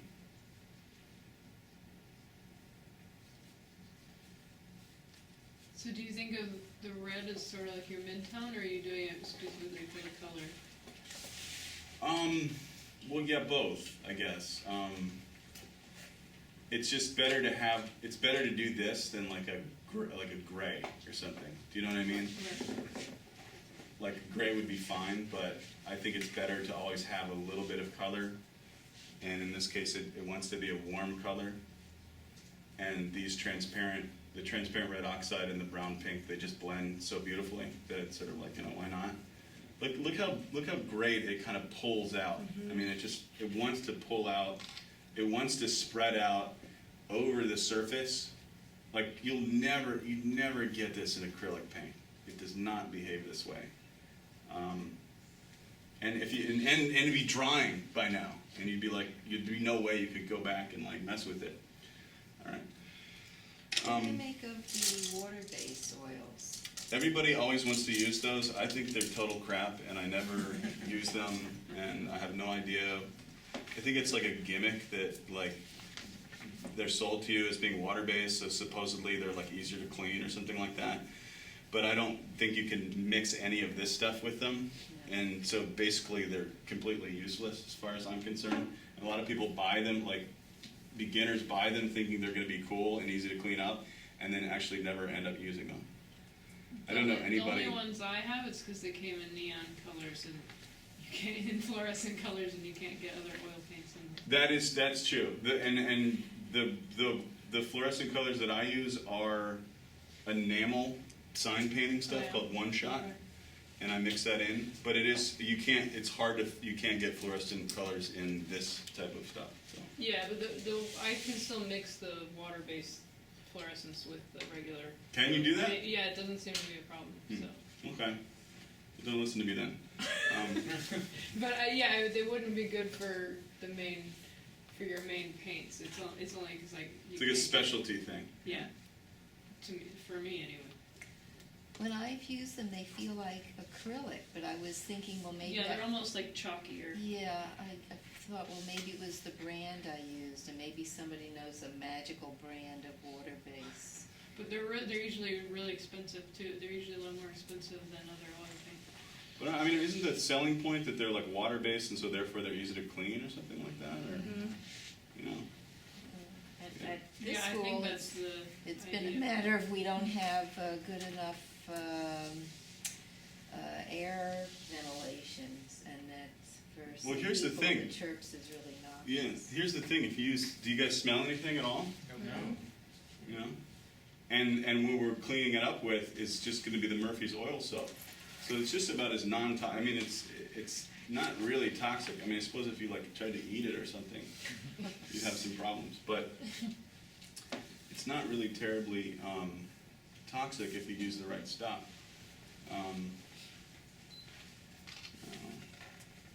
Yeah, there's a lot more options now, but there have been some schools that like dropped oil paintings. They didn't want to have like, you know, the chemicals in there. A lot of art schools In would their like to paint studios. in your dorms anymore or enclosed spaces. But it's just because they don't know that there's more options out there now. There's not just turpentine. That's a mixture of your paints and the. This is Payne's Gray and the burnt umber. Okay. I'm doing this a lot more quickly than I really would. So you're still using transparent? Mm-hmm. Is there any point in your painting where you don't really use it, like with some of that medium, or make it a little bit transparent, or? Oh yeah, absolutely. And if we had time, it'd be great to get to that point. I mean, this is a process that takes like a very long time. So I don't know how much we're really able to do in this limited slice of time. I'm not going to try and do too much, but I'm just going to try and give you a little window. Some of the more basic things. Seems like the beginning stages would be the most important to explain. Well, they're all equally challenging. Actually, I think like the hardest stuff sometimes is the last stuff because you've got to get it to look like to that special point that you're trying to get it, and that can be, that can be really difficult. And that's sometimes when you just get stumped. You're like, well, that eye is just a little bit too much this way, or a little bit too much that way, or that expression. When you spend like this much time looking at like a face, like one person's face, you start to know it, but you don't really know it until you've spent that much time looking at the thing. And it's sort of always funny. How am I going to do this? I'll just do like a little line in there.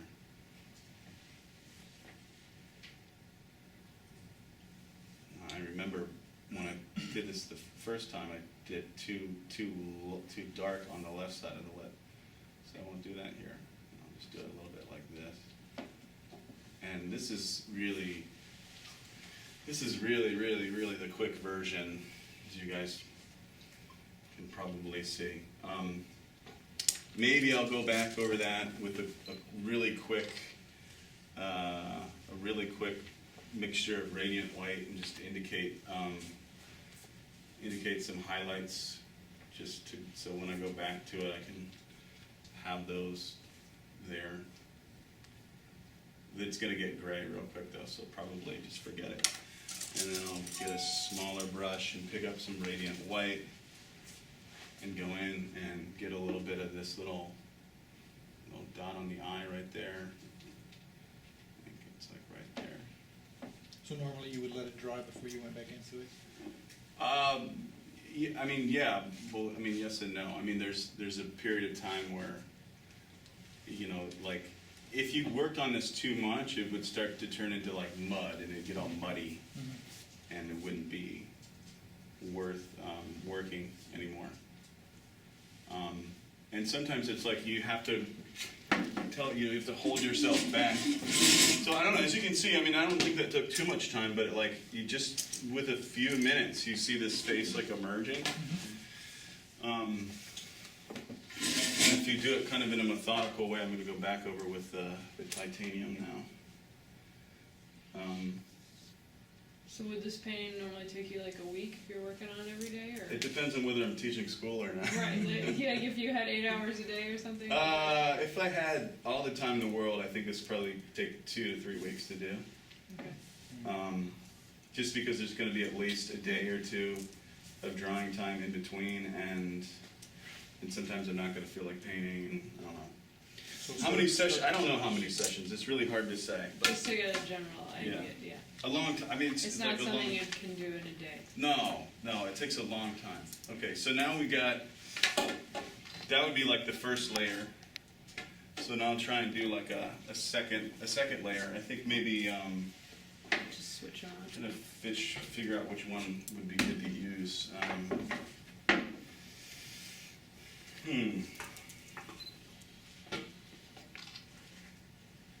Given the fact that we have limited time.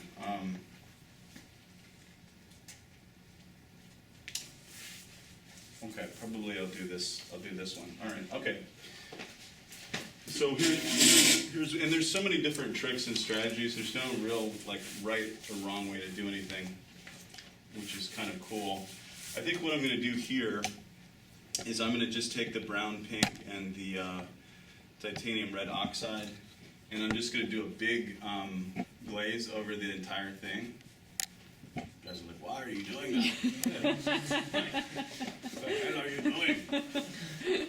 We're ruining the painting. Am I ruining the painting? No, I'm not. So is that like a lot of medium and a teeny bit of pigment or of the paint? Yeah, but it's, again, remember, it's that transparent stuff. So, okay. You mean the paint itself is the more transparent paint? It's the brown, pink, and the It's like a wash. the transparent red oxide. I like the color over there.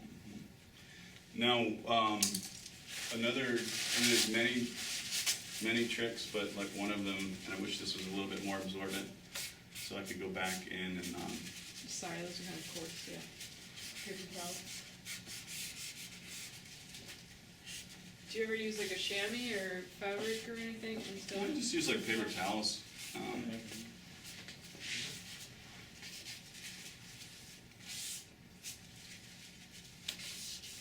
Every time you work on it, you add like more depth to it. And depth is sort of the word that you're probably after with a lot of this. And then by having that stuff underneath, now when I paint on this and say I use like, I'd get like I'll go in with like a radiant white or something like that. Like it'll blend in kind of easier now. So like it's all about, make sure you do like titanium a little bit.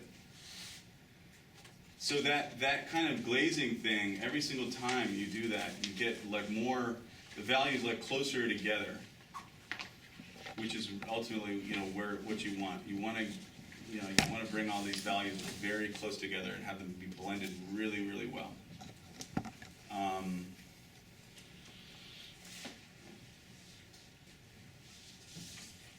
Now, this is, you know, when Bob Ross does it, he does it so quickly, and it's like fun to watch, and talks about happy tree lines and stuff like that. He wasn't exactly a realist, but.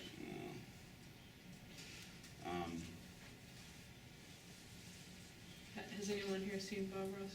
Yeah. Okay.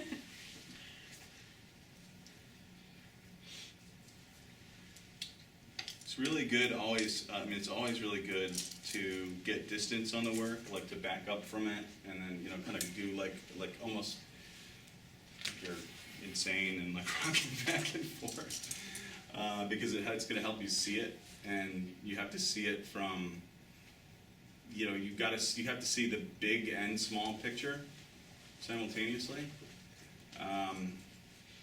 in order for it to work. So you always want to be backing up and I always kind of squint my eyes and like compare. When you squint your eyes, you kind of knock out the detail, and then you can just see value.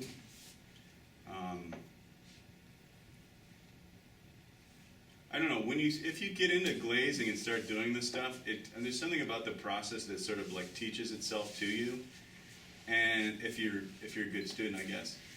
And then there's something about it that becomes kind of addictive, you know, once you figure out how to when you figure out how to do that, you're like, oh, hell yeah, I'm not gonna ever paint like any other way again. I mean, it's just so, like, the way the paint wants to move around is just so seductive. It's just so wonderful to work with, this stuff. You can control it. Although sometimes it taunts you. All right. So here is just adding some highlights, and then I'm going to kind of try and do like that, some of this magenta stuff in there.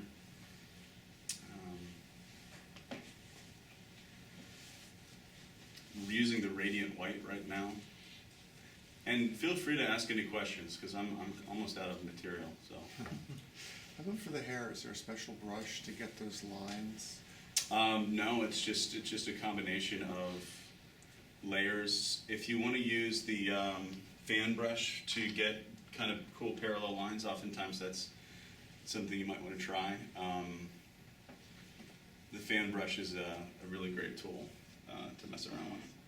Okay, now I'm going to try and do like a magenta-ish sheen over here. Magenta is a little bit similar to the, you get magenta in there with, magenta gets like hard, sometimes it doesn't want to mix. It's kind of gloppy, like the ultramarine. I wonder if that's my phone. No, it's not. So I got like a mixture of brown, pink, and quinacridone and magenta. And I'm going to try and get some of these shadows on this side.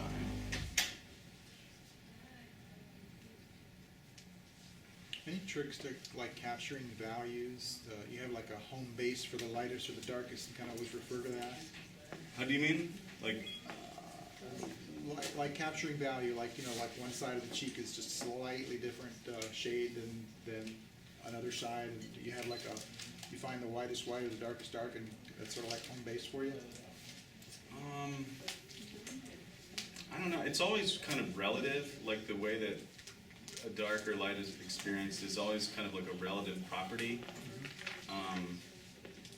And so the thing just kind of emerges like very slowly.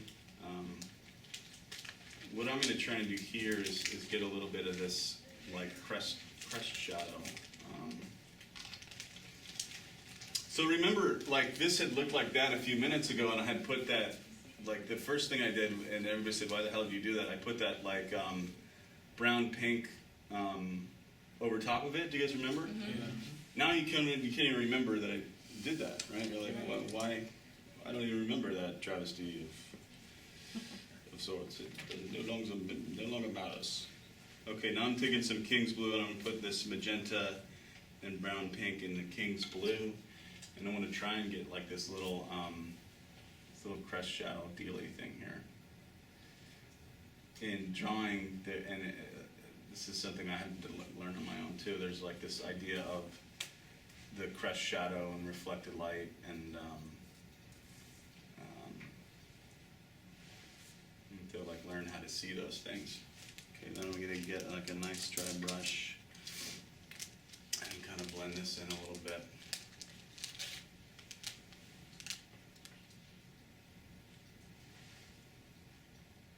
So this is what's so wonderful about oil paint too, is that it's just letting you just work with it. It's like, all right, let's blend. And if you've used acrylic, you know, it's like you just can't do that. It's like, no, I'm done, I'm finished. You put me down, said you wanted it to be this way, we're through here. But here you can just keep developing it, and you can put down all these successive layers. So that was a blending brush, and now it's no longer a blending brush, now it's an application brush.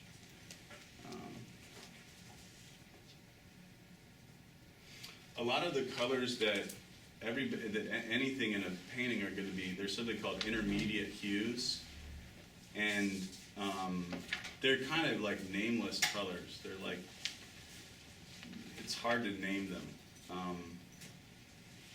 And especially when you're working in a transparent way, it's like there's not a whole lot of mixing that goes on here. Most of the mixing happens, a lot of the action happens here on the panel itself. All right, now we've got to get a new blending brush. There's a couple other things I want to do with this one before I do a new one. To a new one. So I'm just trying to blend that crest shadow in a little bit more. And as you can see, it's still happy to work with me. It's like, yes, let's do business. I have no trouble changing. I'm not going to close down just yet. You usually work this speed? Or you work No, I worked much slower. I'm trying to do this for a demonstration so I don't bore you guys to tears. So. Does the oil let you do that long? Like you can Oh yeah, yeah. Oh, you could take hours. Take hours. Definitely take hours. Okay, one of the here's something somebody had asked about, like, well, do you ever integrate the opaque paints? And the answer is yes. I'm going to do it right now. I'm going to take the quinacridone red, which is that tinting red, and I'm going to add it to the cadmium red light. I'm going to throw a little bit of magenta in there and a tiny bit of radiant white. A little bit more of the quinacridone and brown pink. You generally mix with your brush, or you Yeah. instead of a palette knife? Now this is an opaque. This is opaque now. Can you guys see how this is opaque? Yes. It's a slight difference, and might even make it a little tiny bit lighter.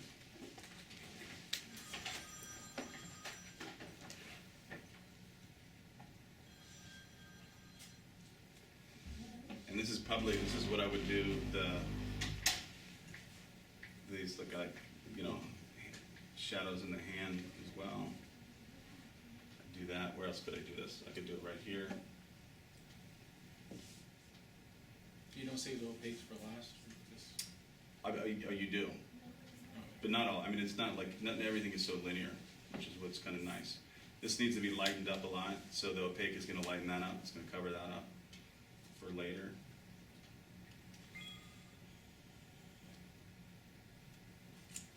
And, if I get a detailed brush, I could take this and I notice that like the edges of a lot of things are always going to be a little bit colorful. So I'll go to maybe the edge of this eyebrow and add a little bit of this color that I'm working with. Or I'll go to like the edge of the eye right here, add a little bit of color. I'm going to blend it in a minute. And you put that extra color on the edge to give it a contemporary look. Is that a traditional technique to do that? I think it's just it gives it a little bit more color. I don't know if it's traditional or what. I mean, it's just Looks like it makes it glow a little more. yeah. And you can temper it. I mean, it doesn't have to be like super strong the entire time. So now the other thing that I want to do here is go in with a little bit of King's Blue and try and make like some kind of shadow that I can then blend in. So I'll grab this one and I'll take the King's Blue and probably put a little bit of Naples Yellow in it and let's see what this looks like. This is Naples Yellow Red and maybe some warm gray and magenta maybe. See if we can get the crest. Yeah, that's just about right.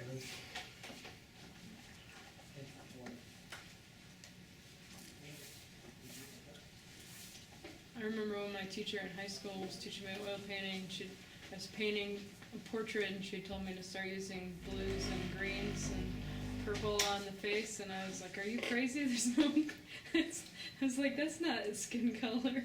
I didn't understand until I started painting it in there and like helped round it. Yeah, that's a good point you make because a lot of people don't get it. They're like, why are you putting blue on a face? And I mean, the answer is, I guess what you said is like, you know, you don't think that it's there, but like there's a cooler dimension in everything, you know, like or it's so hard to explain like while you're doing it. Well, yeah, I thought at first it would make the person look like sickly or No. because I didn't see that until she was pointing out that there are more colors in skin than just what you see overall. When you look, but- like light has different yeah. temperatures. So when you look at like light, it can be cool light. It can be, you know, like most outdoor light is really cool. Indoor light is going to be warmer. She doesn't look too good right now. I'm gonna blend this all in a second. I promise you it'll look a little bit better. Right now I'm just trying to put it down. I'm gonna go back to this too and make this line a little bit darker as well.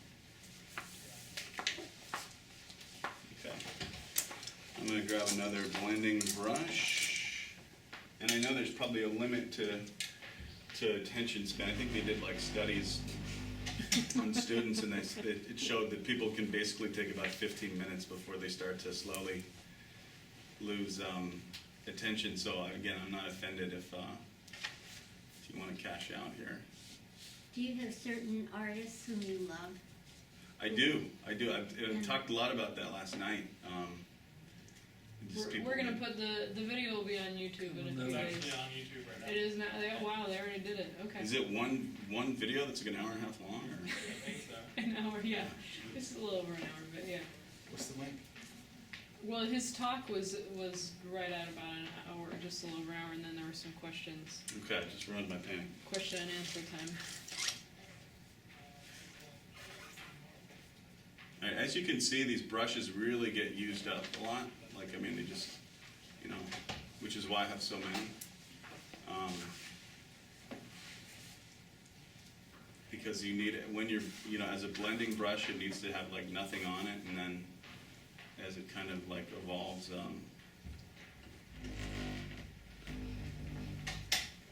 You mean used up for today, like, or? well, I'm just like, going through a yeah. whole bunch of brushes. It's Right. like, you know, I've got this one brush, and then I'm gonna blend with it, and then I'm gonna, you know, something else. I mean, it might be too, it's like this, you guys might be getting fatigued, but I kind of am too, you know, it's like, okay, remember a few seconds ago, this kind of looked like that, you know? So I mean, we could keep doing this in like, you know, a million iterations, and we could take forever to kind of get where we want to go. But I hope you see that there's, this was a drawing, you know, and then this is the underpainting. This is still the underpainting, and that even still I think is not finished. That has a long way to go. But every step of the way, you get a little bit closer to where you want to be. Even looking at this right now, I think I want to go over and take this, it wants to be more magenta-ish. And if you have the patience for this, like, it's just an awesome way to work. And, you know, it's the only way that I work. And I just kind of, like I said, I keep saying, like, the whole process will almost teach itself once you get some of the basic stuff. And you understand this notion of transparency and semi-transparency, and then also understand that you got to let it dry, and then you come back to it, and then you let it dry again, and then you come back to it, just ad nauseum. And then eventually you're going to get to where you're going to go. Like, trust me, you know, it's like you may not believe it, but you can. You will get there in time. If you give up, you won't. But that's the whole fun of it. And it's always like when I finish a painting, I'm like, oh, thank God I finished the painting, which is so hard. But then I'm like, oh, well, I'm kind of bored. I want to do, you know, another one. And the process gets sort of addictive, you know, and you just can't stop. And then all of a sudden you have, like, however many works I have, a lot of paintings. It's a labor of love. Yeah. Birthing a child or something. Yeah. know about that. Wouldn't know about that, but Do you do portraits? that's a good question. Usually I don't. I don't want to open that floodgate. You know, usually, I mean, my time is. She said, do it. Some people have asked me to do portraits. One person even asked me one time if I could paint their dog, which I guess is it's a fair question, but it just unless you pay me a lot of money, the answer is going to be no. You know, I'm going to do whatever I want to do. And if I end up doing a portrait of you, it'll be because like I wanted to, and then you also wanted to. But I'm not really open. That's more of a muse to you. Yeah, I'm not open for commissions unless there's like a very big dollar sign attached to it. So I'm open to that, but there would have to be a lot of money thrown at that. Well, I mean, this is pretty good because just a few minutes ago it looked more like that, and now it's closer to looking like that. I could sit here forever. I don't know, like, you know, what else you would get from it except like an understanding of what the back of my head looks like. Why did you choose to use the opaque with that orange color, just at that point? Because that needed to be opaque. I mean, I guess there's no other way to say it. Like, it's a reflected light, and it needed to come up in value. Okay. And so I knew that if I took the cadmium, and it's a shame, all this paint is going to be wasted. Does anybody want any paint? That sounds strange. I had to bring it back up to like a lighter value. So it's always, like with oil painting, it's always pushing and pulling. It's modulating. Like, and it's like you're turning these little knobs, you know, it's like, so you're lightening it, you're darkening it. And every single step, like the intentionality accrues. And if you're looking at the thing, like eventually you'll get that. I'm not even done with that. Like that still isn't finished. I've got a lot of ways to go before that's done. But I'm confident that it will get to where I'm going. And I'm confident, you know, and now I have all this. It's kind of a little insane to have all these little people staring at me when you look at it. But I'm confident that I can get it to, like once I get to a certain point, like I'm pretty sure that I could paint anything if I had enough time. You know, you just need that time and the concentration of it. So then the question for you then is like, well, what are you going to paint? You know, are you going to do landscapes? What's your subject matter going to be? Like, how do you pull in an audience? I mean, this is just one part of the puzzle. But the first thing, there's so much art out there. It's like, why is somebody going to stop in front of your painting instead of artwork for somebody else's? There's so much work out there. So what are the lures that you can make to bring them in? I've discovered this neat little trick that I think brings people in. But after that, once you've got them, well, what is going to make them stay? You know, what is the subject matter? You know, what are you trying to communicate? I don't think it's always so like, I'm trying, and sometimes it is, you know, it's like, well, I'm trying to say X, Y, and Z. I think what I'm not really trying to say anything, I'm trying to like create an experience, if that makes sense. Like, I'm not a didactic artist who has like an agenda or social, I'm not saying everybody with social agenda is didactic. I'm just saying I don't necessarily want to communicate that with my art. I'm just saying what I want to do is more create a kind of feeling with the painting, and that's the meaning of it, is the feeling that you get. Now, I'm sure there's politics surrounding it, and there can be great discussions that can be had about all these notions, but as an artist, I'm not concerned with the interpretation of it. I just want to like make the thing. And for me, like, you know, all this stuff with the technique and everything, like, in the beginning of this workshop, we just spent a long time talking about how like nobody in art school teaches technique. So what I'm trying to do is, and again, I'm not saying like this is the only way to make art. Obviously, there's many, but there is a type of art making that's very much focused about the object, and the meaning is in the object. And there's a larger world that it goes into, but the experience and the aura and all of this stuff can still kind of happen inside the object if you're skilled enough, I suppose. So, I don't know, hopefully you guys got something out of this where you can kind of go and obviously, you know, you could play with it, figure it's going to takes a long time to figure it out, all the tricks of the trade and everything. But just the basic notion of the different types of paint, this idea of transparency, this idea of glazing, how to kind of start out and then build and then layer over time until you get something. You'll figure it out as you go along. A big part of it is the medium. And so when I began, that medium was too watery. I was like, no, I can't, this is not going to work. So I went in and added a little bit of the Galkid, and then it got just to be about where I wanted it to be. So a lot of it is just fine-tuning all this stuff. Having all the materials, if you don't have all this stuff, it's like if you try and cook and you substitute like tomato paste for tomato sauce, your dish is gonna suck. Like, so you have to really have all the materials, all your ducks in a row. If one little piece is missing, it's not gonna happen. So I don't know. I think what I can communicate here is that's probably it. But I'm open to any questions or comments or anything. Yeah.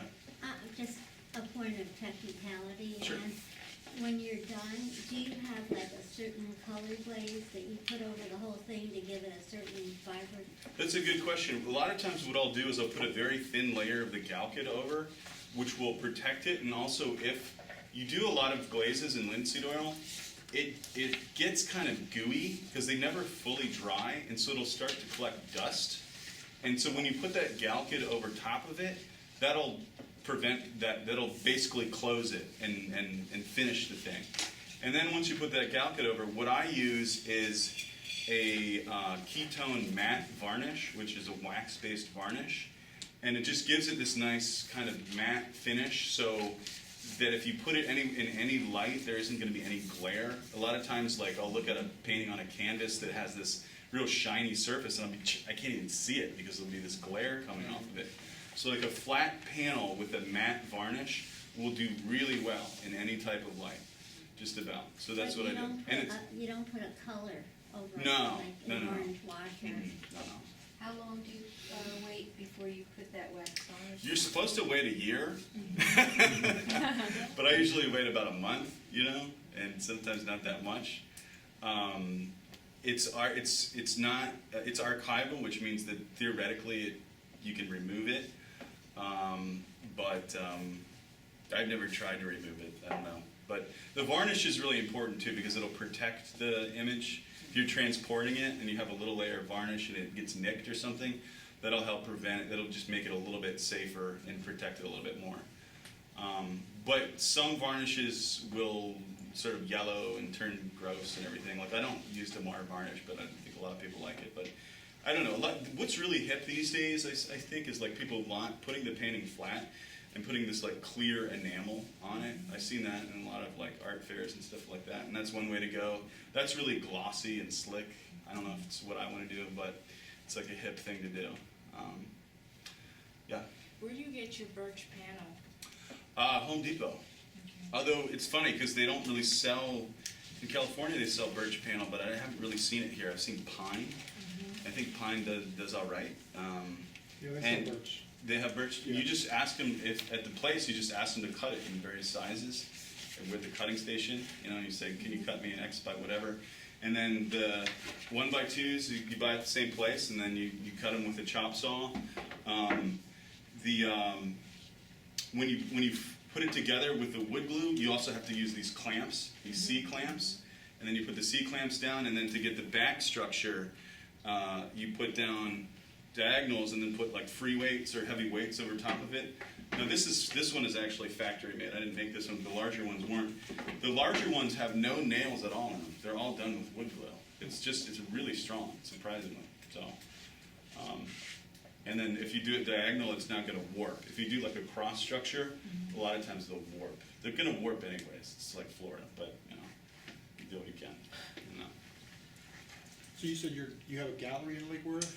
Well, I bought this urban artist loft building in Lake Worth. They built a whole bunch of these, so the ground floor is, I'm using it as a project space, and I'm just inviting people to kind of show there. I figured if I put my art there, people would come once, and then they'd be like bored, and then they'd come back like a year later maybe. So my studio is in the garage, and then I put in like nice track lights and have like nice polished concrete floors. And then I'm featuring artwork that for the area, usually a lot of the stuff in Palm Beach is going to be really kind of sort of tame, and you know, people want to sell it and put it over the couch. There's nothing wrong with that, but like I want to try and showcase artists that are more challenging. They're going to make stuff that's going to be shaking it up a little bit, that's more on the edge. And so that's sort of my agenda with the space, is like, as long as it's sort of pushing some kind of boundary, I want to, work with that. And then also we have music shows and film videos there and stuff like that. So that's going to be tonight from 7 o'clock to later on up in Lake Worth. It's called Unit 1. It's like downtown? Yeah, it's right on Lucerne. It's really easy to remember. If you Google Unit 1, I think it's the first thing that comes up under. Is there websites. like an email list that you have for people? I use Facebook, and I just announce things on Facebook. It's so hard to do email these days. Facebook is pretty much taken over. But and a lot of people are like, they're going to resist Facebook, and you're one of them. Like, is God there a bless you. group for Unit 1, or you do with friends? Is like you got a invite page. friends? or Well, you I have a like- page for Unit 1, but then I also have my own page, which is really more like a business page than a personal page. Well, I have two pages. I have like my page, and then me as a person page, but I really use me as a person page more as like just announce art stuff. And like so many people go on Facebook and do these political rants and stuff like that, and I just try not to do any of that. And like talk about their day. I mean, I probably do a little bit, but not the political rants, but stupid stuff like, well, I just had a great dinner.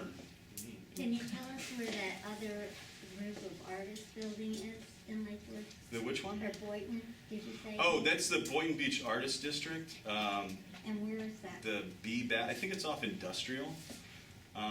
Industrial's the street? Yeah, but if you Googled the Boynton Beach Artist District or B-BAD, B-BAD, like B-B-A-D, I think it would come up.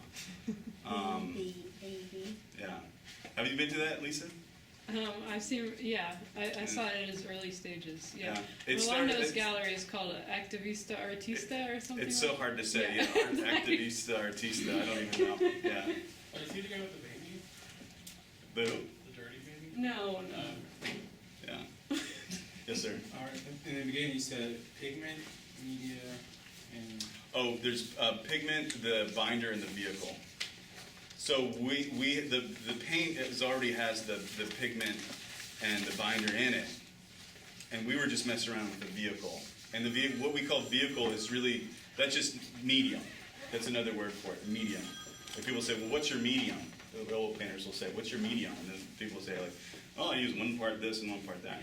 So the vehicle is the medium, but also the other stuff that's in the vehicle. And they all have their own qualities. So like the mineral spirits versus the refined linseed oil versus the galkid versus the stand oil.